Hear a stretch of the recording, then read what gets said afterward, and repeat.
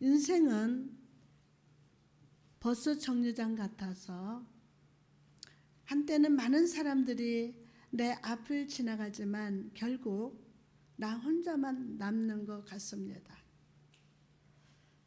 오늘 내가 혼자라고 느껴지십니까? 그런 당신을 향한 주 예수의 마음이 여기 있습니다. 이 시간 함께 시를 묵상해 보겠습니다.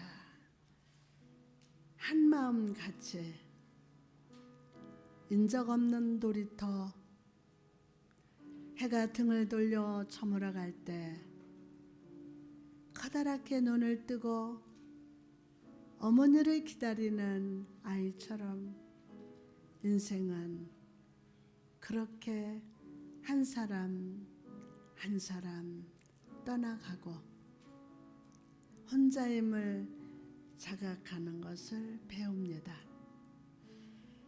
마음은 깨진 거울 같고 할 말 가득 적은 편지 당신 앞에 반송되어 있다면 그대 땅을 바라보던 눈을 돌려 하늘 극장을 바라보세요.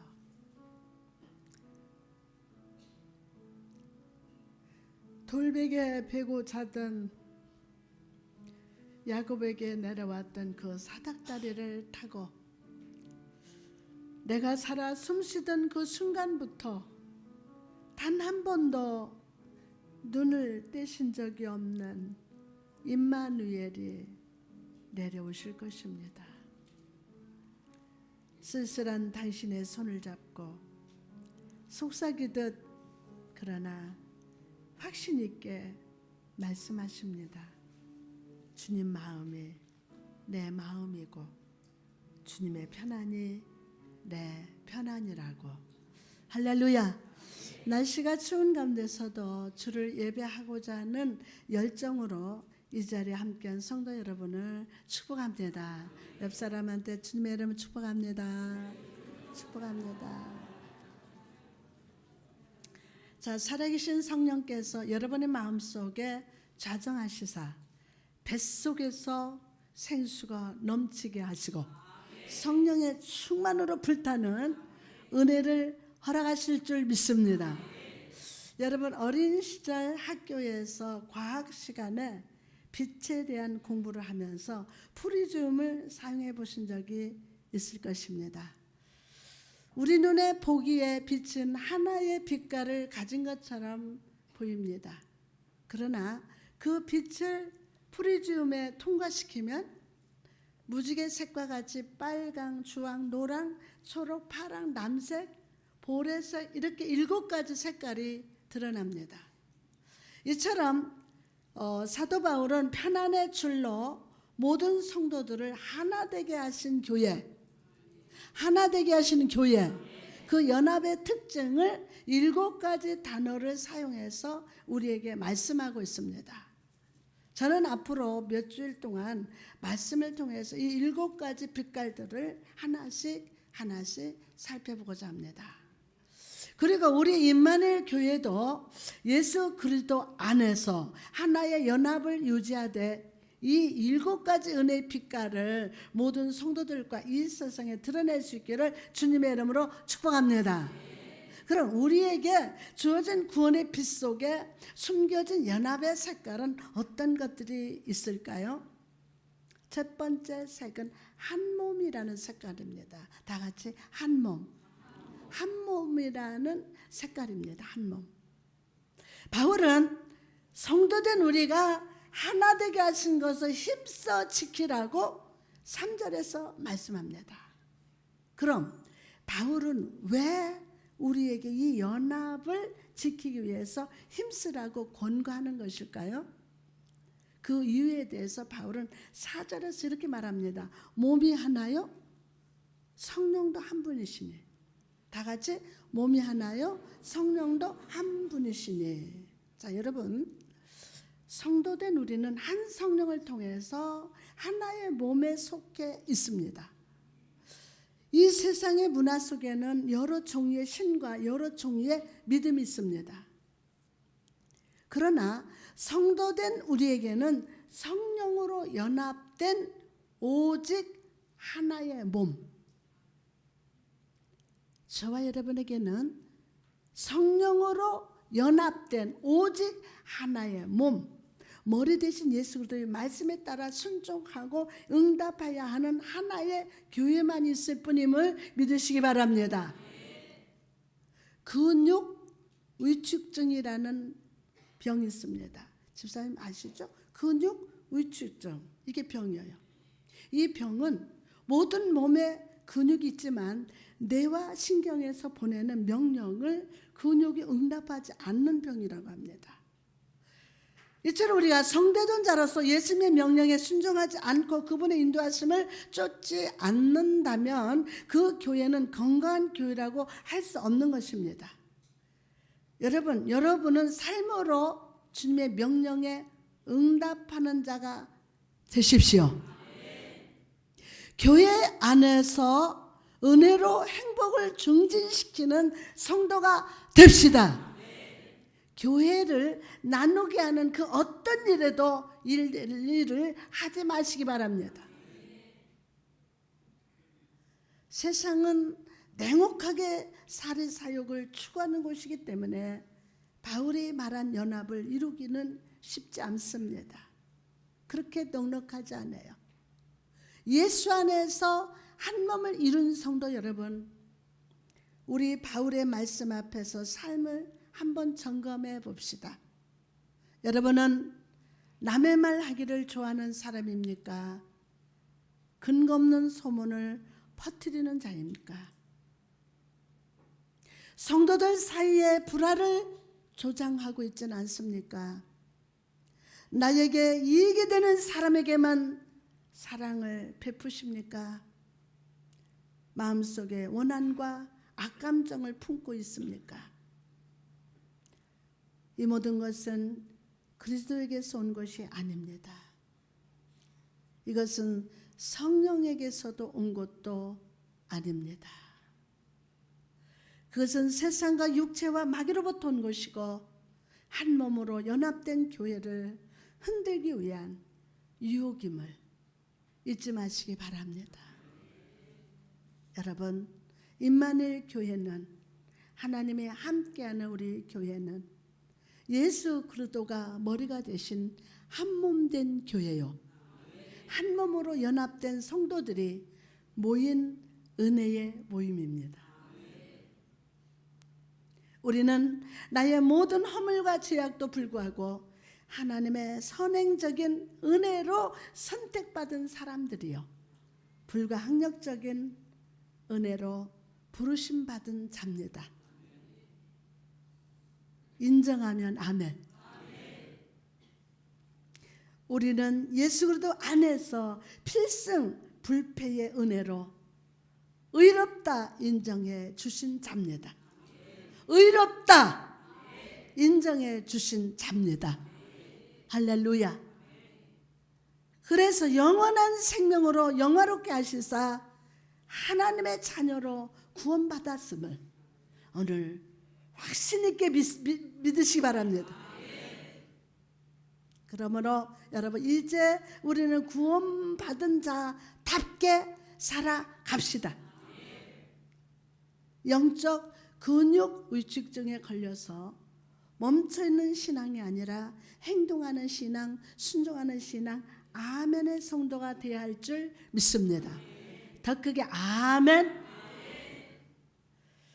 마가복음 3장에 보면 예수님이 12제자를 부르시는 장면이 나옵니다. 마가는 12제자를 세우시는 이 장면을 아주 톡톡한 표현으로 그려내고 있습니다. 마가복음 3장 13절에 또 산에서 오르사 자기가 원하는 자들을 부르시니 나온지라. 자기가 원하는 자들을 부르시니 나온지라. 여러분, 이 본문을 보시기 바랍니다. 주님께서 제자들을 선택하실 때 인생의 이력서를 보고 선택하지 않으셨다는 것을 알게 됩니다. 인생의 이력서를 보고 선택하신 게 아니에요. 그들은 내세울 만한 이력서가 없었습니다. 어부 출신 세리, 출신 같이 지극히 평범한 사람들이었어요. 여러분, 우리 그냥 정확하게 말해보자. 우리 내세울 게 뭐 있어요? 없어요. 이력서, 찬란한 이력서 뭘 많아요. 하나도 내세울 거 없어요. 그냥 저와는 평범한 사람들이에요. 그러나 주님은 그런 제자들을 원하시고 불러주셨어요. 주님 나를 부르셨으니, 주님 나를 부르셨으니, 이 몸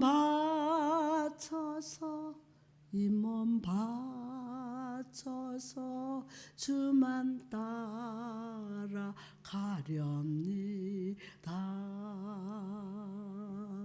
주님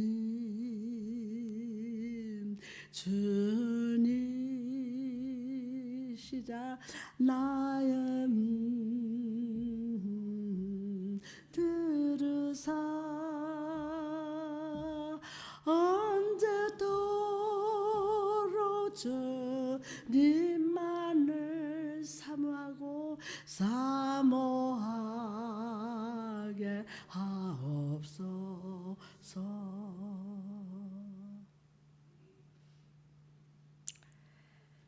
이 사실이 우리에게 알려주는 진리가 무엇입니까?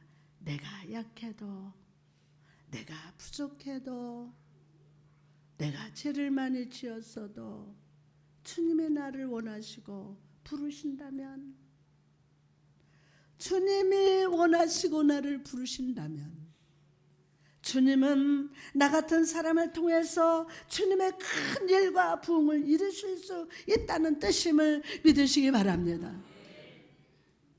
그러므로 여러분 주님께서 나를 원하시고 부르셨다는 이 사실을 확신하면서 살아갑시다. 확신하세요. 나의 단점과 부족함, 연약함을 바라보면서 아무것도 하지 않는 수동적인 성도가 아니라 나는 주님께서 원하셔서 부르심을 받았음을 믿고, 우리 주님께서 원하셔서 내가 원한 게 아니라 여러분 한 사람 한 사람 부르신 것은 우리 주님께서 원하셔서 부르심을 받았음을 믿고 충성하고 순종하시기를 주님의 이름으로 축원합니다. 자, 그럼 주님이 우리를 원하셔서 부르신 이유가 무엇일까요? 마가는 그 이유를 이렇게 말씀하고 있습니다. 마가복음 3장 14절에 이에 12를 세우셨으니 이는 자기와 함께 있게 하시고 또 보내사 전도도 하며, 또 보내서 뭐도 하사? 전도도 하며. 여러분, 여기서 자기와 함께 있게 하시고 라는 말씀을 한번 주목해 보십시오.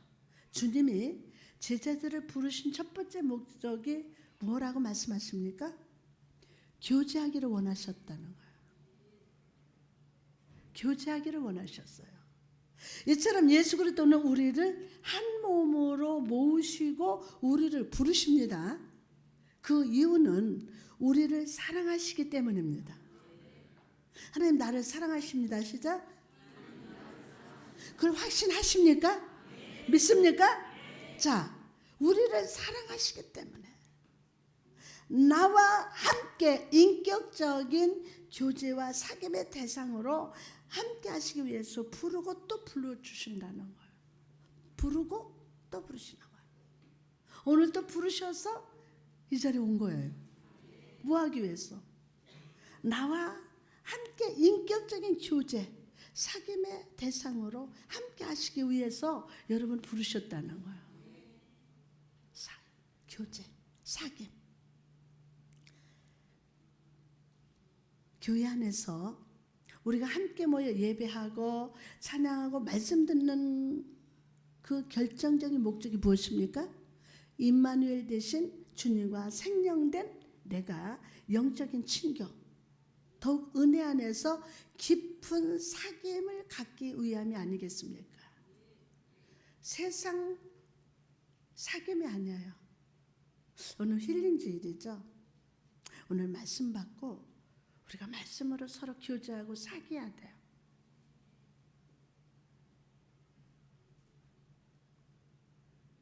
우리가 일주일 동안 살면서 여러분 하나님과 얼마나 교제하셨습니까?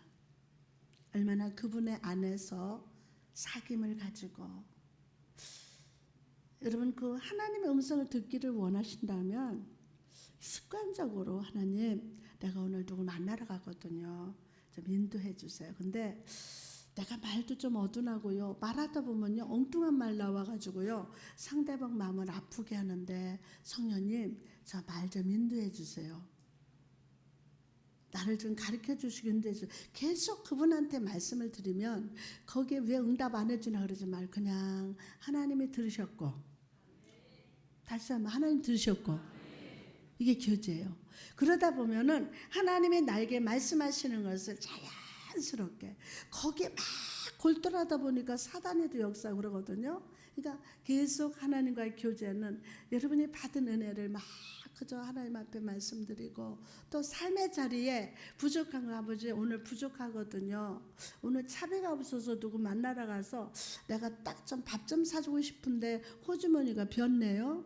하나님 좀 도와주세요. 요것만큼은 좀 필요를 좀 채워주세요. 그러니까 아주 여러분이 아주 작은 거 하나도 하나님 앞에 그저 말씀을 드리고 그러고 행동하면 그때그때 공급하시고 인도하신 하나님을 그 사귐 속에서 왜 이렇게 누가 교제하고 사귄다면은 사랑하지 않고는 못해요. 여러분 하나님 사랑하십니까? 하나님은 여러분 사랑하시거든요. 아멘. 내가 사업해도 직원이 하나님 아무개 이놈이 자꾸 속색여요. 하나님 이놈 좀 어떻게 해주세요. 사랑으로 좀 해주시라고 그러고 그렇게 이게 사귐. 하나님이 여러분을 사랑하고 나도 하나님 사랑한다면 이런 사귐과 아름다운 교제가 일어날 줄 믿습니다. 다른 거 없어요. 그리고 오늘 주신 말씀을 계속 묵상하는 거예요. 그 말씀이 나의 안에서 막 생명이 돼가지고 막 움직이는 거예요. 죽은 자는요 움직일 활동을 못해요. 근데 우리의 성령님은 계속 활동하시거든요. 근데 오늘 또 이 생명의 떡을 믿음으로 아멘하고 먹으면 오늘 성령께서 여러분 각 사람에게 찾아가셔서 생명으로 축복해서 그 생명으로 숨을 쉬면서 활동하는 놀란 순종의 활동 정말 능동적인 활동의 역사가 일어날 줄 믿습니다. 그래서 바울은 이 주님의 사랑을 생각하면서 이렇게 고백하고 있습니다. 고린도전서 1장 9절에 보니까 너희를 불러 그의 아들 예수 그리스도 우리 주와 더불어 교제케 하시는 하나님은 미쁘시도다. 할렐루야. 하나님 미쁘시도다. 오늘 이 영적인 교제 은혜의 사귐이 회복될지어다. 나가서 주님이 우리와 함께하고 싶으시다는 말은 우리를 훈련시키기를 원하신다는 뜻입니다. 주님과 항상 가까이 하게 하심으로 나를 향한 주님의 마음과 주님의 기대를 깨닫게 하시고 주님 자신의 삶을 보여주심으로 나도 그분처럼 살아가고 주님처럼 말하고 주님처럼 생각하는 자 되기를 기대하신다는 거예요. 그걸 훈련시키는 거야. 처음부터 이 마음 이쁘지 이게 말이 이쁘질 않아. 그래서 하나님이 우리 마음부터 정리시키고 정돈시키고 쓴뿌리 뽑아주시고 이러면서 자 이게 말씀에 오늘 바늘이 여러분에게 콕콕 찔러가지고 말씀의 바늘이 막 콕콕콕 찔르면 깨닫게 하시고 알게 하시는 거예요. 아멘. 생각처럼 우리 주님처럼 생각하고 주님처럼 말하고 주님이 역사하시는 그 역사가 나의 역사가 되게 하기를 하나님은 그걸 기대하고 계신다는 거예요. 누구를 통해? 여러분에게 기대하신다는 거예요. 여러분 주님 기대하십니까? 아니 이 만물에 이건 벌레만도 못한 우리를 나 같은 죄인을 하나님이 기대하신다니까요. 믿어지지 않나 봐. 그럼 여러분은 주님을 기대하셔야죠. 나도 할 수 있다. 주님처럼 생각하고 주님처럼 말할 수 있고 주님처럼 행동할 수 있다. 아멘. 그 확신을 가지시기를 주님의 이름으로 축복합니다. 그러므로 여러분 오늘 예배 시간을 가볍게 생각하지 마십시오. 가볍게 생각하지 마세요. 이 시간 부족한 종의 입술에서 선포되는 말씀을 예수님의 음성으로 믿고 마음으로 새기시기 바랍니다. 주님께서 나를 영적으로 성장시키시고 훈련시키기 위해서 예배하게 하시고 말씀을 듣게 하시고 기도하신 것을 믿고 항상 예배에 사모하시고 말씀을 사모하며 기도로 주님과 교제하는 좋은 습관을 가진 성도 여러분 되시기를 주님의 이름으로 축복합니다. 할렐루야. 아침에 직장에 가면 회사에 가면 먼저 성경 딱 펴놓고 성경 읽으면서 막 쓰는 거야. 우리 성도들 그런 분들이 너무 많아요. 근데 믿음 없는 것 같은데 믿음이 막 자라는 거야. 말이 달라져. 태도 변화가 일어나. 아멘. 변화가 일어나요. 그게 하루 아침에 되어지는 게 아니에요. 훈련시키신다고요. 아멘. 나는 그런 사람이다. 응? 하나님의 나를 훈련시키는. 아멘. 정말 아름다운 성도다. 아멘. 그럼 주님이 우리를 부르시고 훈련시킨 이후에 우리에게 기대하시는 것이 또 무엇이 있습니까? 마가복음 3장 14절 보니까 이는 자기와 함께 있게 하시고 또 보내사 전도도 하며. 아멘. 아무도. 여러분 예수님께서 한몸 된 우리 교회 성도된 우리에게 기대하시는 것은 바로 전도하는 거예요. 전도하는. 요즘엔 전도하기도 무섭다고 그랬죠. 이 사람이 신천지 아닌가? 이래가지고 전도가 멈추는 거예요. 이제 우리 전도 시작합시다. 주님께서 우리 교회에 금년도 우리 500명 성도 약속 주셨어요. 그러나 솔직하게 돌아보면 우리는 입으로 구호를 외치기만 했지 행동하는 신앙이 아니었어요. 행동하는 신앙이 아니었어요. 2018년 금년 한 해 우리 모두 복음의 그물을 깊은 곳에 내려 길 잃은 영혼들을 건져 올리는 영적인 어부가 됩시다. 가깝게는 아직 믿지 않는 우리 남편, 아내, 자녀들을 놓고 기도하십시오. 에이 안 돼 하지 말고. 안 되는 어디 있어요. 목사인 저부터 우리 교회 속한 모든 성도, 장로님, 안수집사님, 권사님, 집사님 모두 전도에 힘쓴 자가 됩시다. 옆 사람한테 전도에 힘쓰는 자가 됩시다. 할렐루야. 우리가 전도하기로 결단할 때 주님은 귀신을 내쫓는 권능도 가지게 하려 하심이라. 하신 것처럼 전도할 수 있는 권능과 능력을 주십니다. 아멘. 아니 이 시간 받을지어다. 그래서 예루살렘과 온 유대와 땅끝까지 이르러 내 증인이 되리라는 말씀을 우리 교회를 통해서 성취하실 줄 믿습니다. 2차 세계대전이 끝났을 때 프랑스의 한 도시에 있던 한 교회에 마을의 대표들이 다 모였습니다. 그 이유는 교회 마당에 서 있던 예수님의 조각상에 폭탄이 탁 떨어져 가지고 두 팔이 다 떨어져 나갔어요.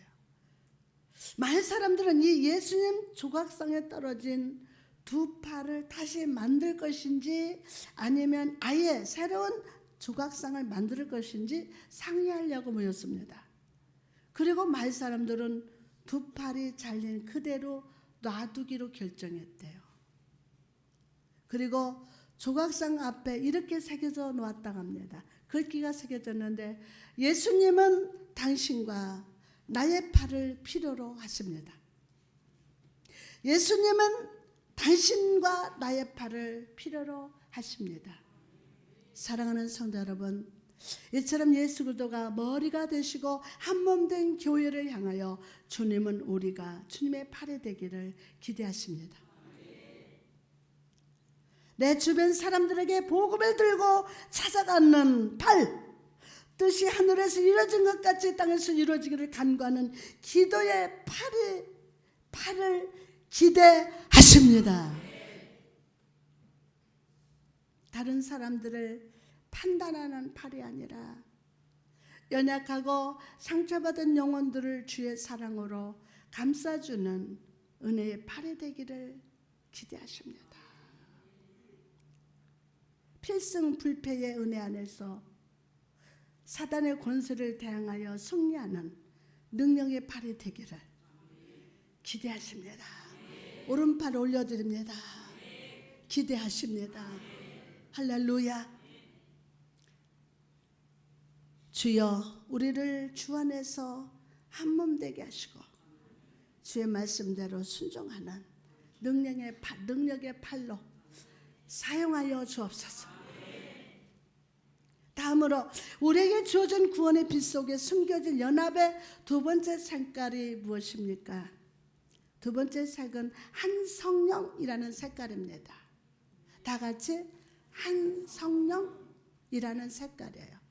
나가서 우리는 한 성령 안에 있는 교회요 성도입니다. 하나님의 영은 모든 성도된 우리에게 생명을 주십니다. 받으신 분만 아멘. 항상 우리 안에 거하셔서 각 사람에게 알맞은 은사를 주심을 믿으시기 바랍니다. 각 사람이 그 사람에 맞는 알맞은 은사들을 다 주세요.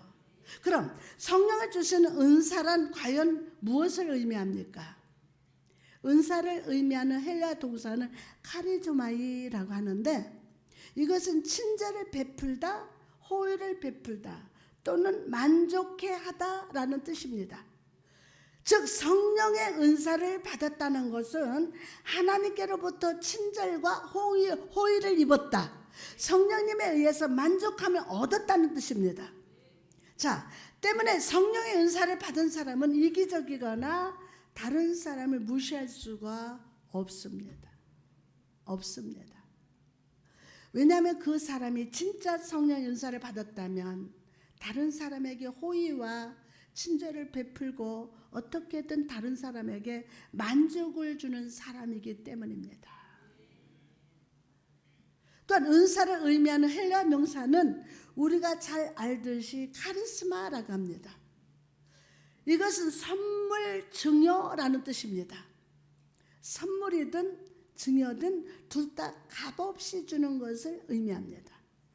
즉 내가 은사를 받았다는 것은 하나님께로부터 거저 선물을 받았다는 것으로 선물을 하나님의 은사, 내가 은사 받았다 그러면은 하나님으로부터 거저 선물을 받았다. 이 받은 자는 하나님의 거저 주신 선물을 다른 사람에게도 거저 나눠주는 사람이라는 거예요. 거저 받았으니 나도 다른 사람에게 거저 은사를 나눠주는, 하나님께로부터 내가 선물을 거저 받았다면 여러분도 거저 다른 사람에게 선물을 주는 자가 되어야 되는 거예요. 아멘. 자, 로마서 9장 3절에 보니까 나의 형제 곧 골육의 친척을 위하여 나 자신의 저주를 받아 그리스도에게 끊어질지라도 원하는 바로라.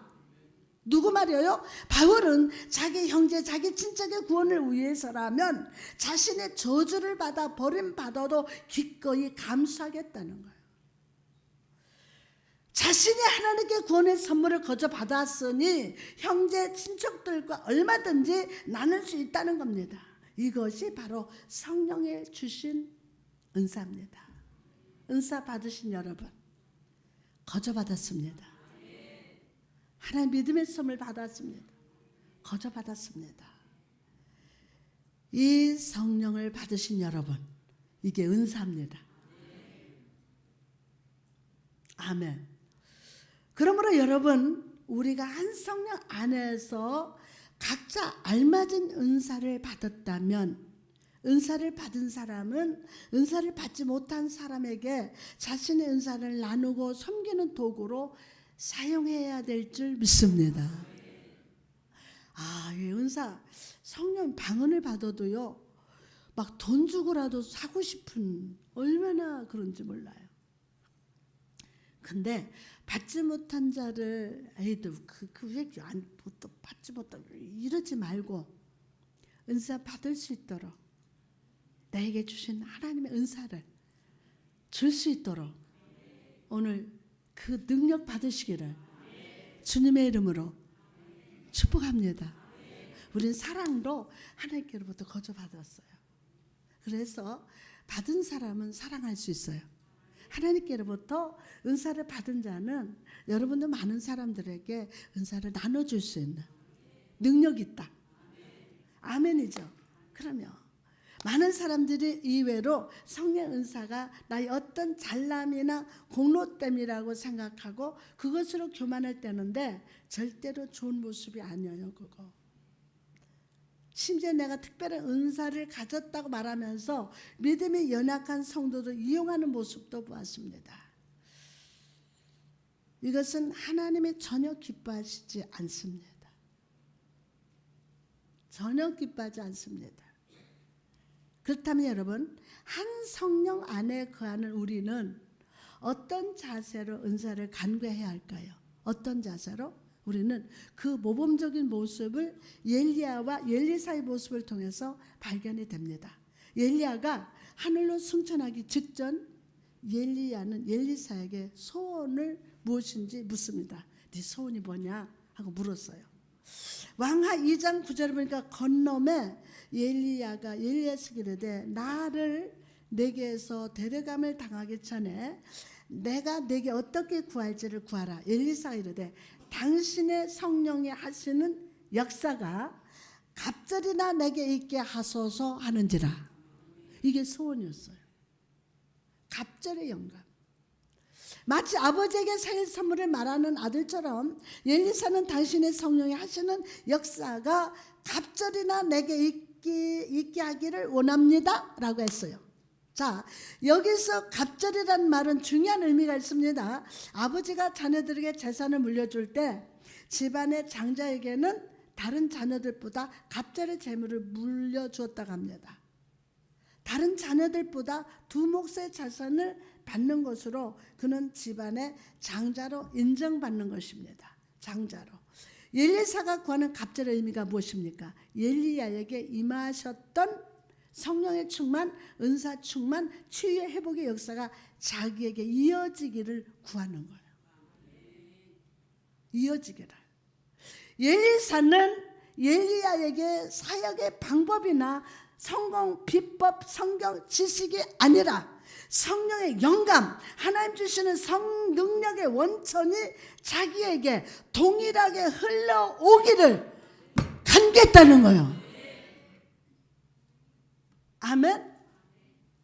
이런 엘리사의 간구에 엘리야는 어떻게 대답하고 있습니까? 왕하 2장 10절에 보니까 이르되 내가 어려운 일을 구하는도다. 그러나 나를 내게서 데려가시는 것을 내가 보면 그 일이 내게 이루어지려니와 그렇지 아니하면 이루어지지 아니하리라.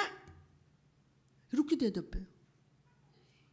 엘리야는 엘리사의 소원이 어려울 것이라고 말합니다. 어려울 것이다 라고 말합니다. 그 이유가 무엇입니까? 엘리야에게 임했던 성령 역사, 성령의 영감, 성령 은사는 엘리야가 물려주는 것이 아니라 전적으로 하나님이 주시는 것이었기 때문이에요. 그래서 자기는 어려울 것이다라고 그랬어요. 전적으로 이것은 하나님이 주셔야 된다. 하나님 주셔야 된다. 많은 성도들이 은사가 나타나는 곳을 따라다닙니다. 설교자를 따라다니고 기적이 나타나는 곳을 따라다닙니다. 그러나 분명 기억하시기 바랍니다. 갑절의 성령의 은사는 사람이 아니라 성령 하나님의 주십니다. 오늘 성령 하나님께로부터 은사를 받으시기 바랍니다. 선물을 받으시기 바랍니다. 여러분이 받고 싶은 은사가 아무리 많아도 오직 성령께서 그분의 뜻대로 여러분에게 은사를 주실 겁니다. 누구 뜻대로? 전단장 목사의 뜻대로? 아닙니다. 성령 그분의 뜻대로 여러분에게 은사를 주십니다. 엘리야는 하늘로 승천을 했습니다. 그토록 사랑했던 선생님을 이제는 다시 볼 수가 없었습니다. 그러나 엘리사에게는 이전과는 다른 삶이 시작됐어요. 바로 엘리야에게 함께 하셨던 성령의 역사, 성령의 영감, 성령의 은사가 갑절이라 임했습니다. 왕하 2장 14절에 보니까 엘리야의 몸에서 떨어진 그 겉옷을 가지고 물을 이리저리 치면서 이르되 엘리야의 하나님 여호와는 어디 계시나이까 하고 그 물을 치매 물이 이리저리 갈라지고 엘리사가 건너니라. 아멘이 될지어다. 열정을 가지고 선생을 쫓아간 엘리사, 영적인 삶을 살기를 원했던 엘리사, 영감의 갑절이 계승되기를 원했던 엘리사에게 기적이 시작됐습니다. 기적이 시작됐어요. 여러분, 이처럼 여러분이 오늘 이 시간 성령의 갑절의 은사를 간구할 때 하나님은 엘리야와 엘리사에게 부어주셨던 성령의 충만을 여러분에게도 부어주실 것임을 믿으시면 아멘 합시다. 방언도 갑절의 방언으로, 응답도 이전보다는 갑절로, 믿음도 갑절로, 감사도 갑절로, 영불변도 갑절로 더해 주실 겁니다. 아멘. 찬양도 갑절로,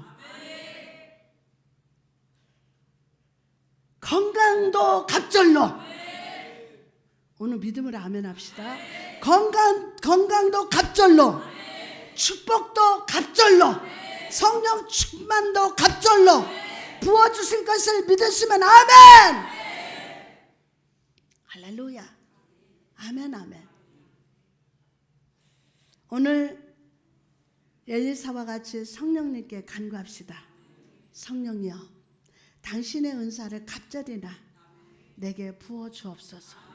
어떤 시험과 고난의 환경 속에서도 성령을 붙잡는 자가 되게 하시고 한 성령 안에서 인생길을 걸으며 기적을 체험하는 자, 불가능의 요단강을 가르는 삶을 살게 하옵소서.